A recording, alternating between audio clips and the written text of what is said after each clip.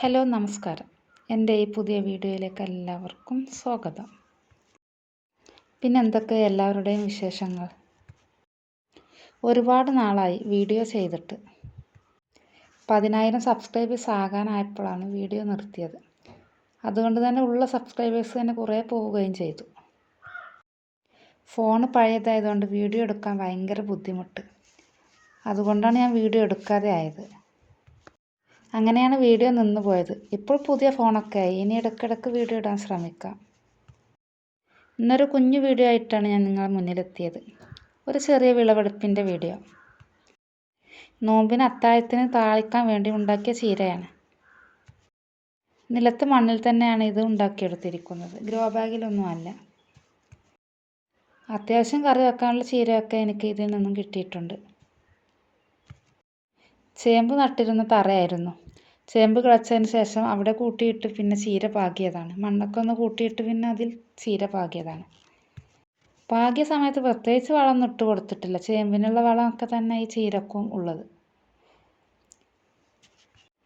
പിന്നീട് ഞാൻ കുറച്ച് വലുതായതിന് ശേഷം ചീര കുറേ മാറ്റി ആ തറയിൽ തന്നെ അങ്ങോട്ടും ഇങ്ങോട്ടൊക്കെ മാറ്റി നട്ടതിന് ശേഷം പിന്നെ പച്ചച്ചാണകവും അതുപോലെ കടലപ്പിണ്ണാക്കൊക്കെ പുളിപ്പിച്ച് 1-2 പ്രാവശ്യം ഒഴിച്ചു കൊടുത്തിട്ടുണ്ട്. നോമ്പിനൊരു മാസത്തോളം അപ്പോഴും ഇപ്പോഴൊക്കെ ആയിട്ട് നല്ല കതിരും പൂവൊന്നും ഇടാതെ നല്ല ചീര തന്നെ എനിക്കിതിൽ നിന്നും കിട്ടിയിട്ടുണ്ട്. പിന്നെ ഇലക്കൊക്കെ ചെറിയ ഓട്ടയും കുത്തൊക്കെ വരാൻ തുടങ്ങി.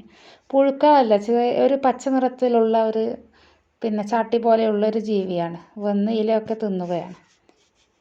അങ്ങനെ പിന്നെ വേപ്പെണ്ണയും അതുപോലെ കാന്താരി വെളുത്തുള്ളിയൊക്കെ അരച്ച് കലക്കിയ മിശ്രിതം കുറച്ച് വെള്ളം ചേർത്ത് അടിച്ചു കൊടുക്കാൻ തുടങ്ങിയപ്പോൾ കുറേ മാറ്റം വന്നിട്ടുണ്ട്. ചീരക്ക് പച്ചച്ചാണകം അതുപോലെ കടലപ്പിണ്ണാക്കൊക്കെ പുളിപ്പിച്ചൊക്കെ ഒഴിച്ചു കൊടുക്കുക അല്ലാതെ നമ്മൾ വെണ്ണീറൊന്നും ഇട്ട് കൊടുക്കരുത്. വെണ്ണീറൊക്കെ ഇട്ട് കൊടുത്താൽ പെട്ടെന്ന് പൂവൊക്കെ വരും. ഇനി പച്ചച്ചാണകമൊന്നും കിട്ടിയില്ലെങ്കിൽ ഉണങ്ങിയ ചാണകം വെള്ളത്തിലിട്ട് ആ വെള്ളം കുറച്ച് കുതിർന്നതിന് ശേഷം ചാണകം അതിലിട്ട് 1-2 ദിവസം കുതിർന്നതിന് ശേഷം ആ വെള്ളം ഊറ്റി ഒഴിച്ചു കൊടുത്താലും മതി. ചീര എപ്പോഴും നമുക്ക് നട്ടുപിടിപ്പിക്കാൻ നല്ലത് വേനൽക്കാലത്താണ്. മഴക്കാലത്ത് നമുക്ക് ഉണ്ടാക്കിയെടുക്കാൻ കുറച്ച് ബുദ്ധിമുട്ടായിരിക്കും. ഇത്രയൊക്കെ ഉള്ളൂ ഇന്നത്തെ ചീരയുടെ വിശേഷങ്ങൾ. ഈ വീഡിയോ ഇവിടെ നിർത്തുകയാണ്. വീഡിയോ ഇതുവരെയും സബ്സ്ക്രൈബ് ചെയ്യാത്തവർ സബ്സ്ക്രൈബ് ചെയ്യാനും അതുപോലെ ലൈക്ക് ചെയ്യാനും ഷെയർ ചെയ്യാനും ഒന്നും മറക്കരുത്. Thank you.